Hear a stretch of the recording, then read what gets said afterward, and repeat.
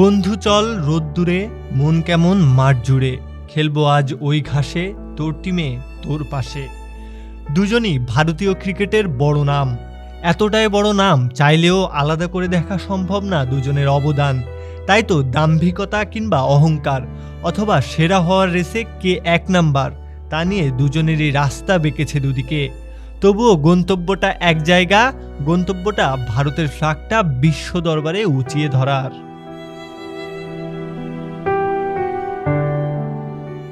রোহিত শর্মা ভারতের ক্রিকেটের সবচেয়ে সফল অধিনায়কদের একজন। ইন্ডিয়ান ক্রিকেটের পাওয়ার হাউস এই ওপেনার।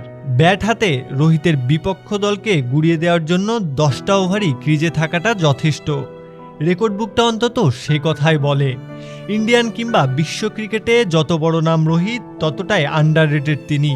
কারণটা সে যুগের টেন্ডুলকার কিংবা এ যুগের কোহলি, আর মাঝখানের সময়টা ধোনির রাজত্ব। তবুও যতটুকু উঠে এসেছেন নিজের যোগ্যতায়, নিজের দক্ষতায়।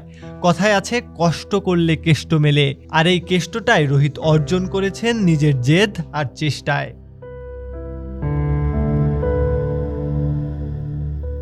বিরাট কোহলি আধুনিক ক্রিকেটের সম্রাট।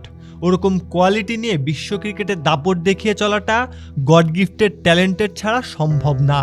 তবে কোহলির এই সম্রাট হওয়ার জার্নিটাও জেদ, পরিশ্রম আর শোককে শক্তিতে পরিণত করার মানসিকতার ফলাফল। ক্রিকেটের রান মেশিন কোহলি, আর এই রান করাটা তো বাবার লাশ কাঁধে চোখের জল মুছতে মুছতে শিখেছেন। আর সেই দুফোঁটা চোখের জল যে জেদের আগুনে ঘি ঢেলেছিল, তা থেকেই আজকে এই কোহলি, আজকের এই কিং কোহলি। এক বনে দুই রাজা থাকাটা সম্ভব না, তাই তো মাঠের বাইরে রোহিত কোহলির সম্পর্কের ফাটল সবারই জানা।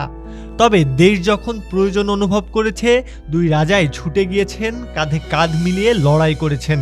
যুদ্ধ শেষে জয়ের আনন্দে জড়িয়ে ধরেছেন প্রিয় শত্রুটাকেও। বাড়ি ফেরার পথে আবার রোহিত কোহলির রাস্তা গিয়েছে দুদিকে। আর শেষ কথা হয়তো এটাই, হে বন্ধু বিদায়। ক্রিকেটের সৌন্দর্য এইখানেই, ক্রিকেট সুন্দর তো এই রোহিত কোহলিদের দেশপ্রেমেই, যেখানে ইগল লড়াই ছাপিয়ে সেরা তর্ক পিছনে ফেলে ডেস্টিনেশনটা শুধুই ক্রিকেট মাঠ, আর গোলটা সোনালী ট্রফি জয়।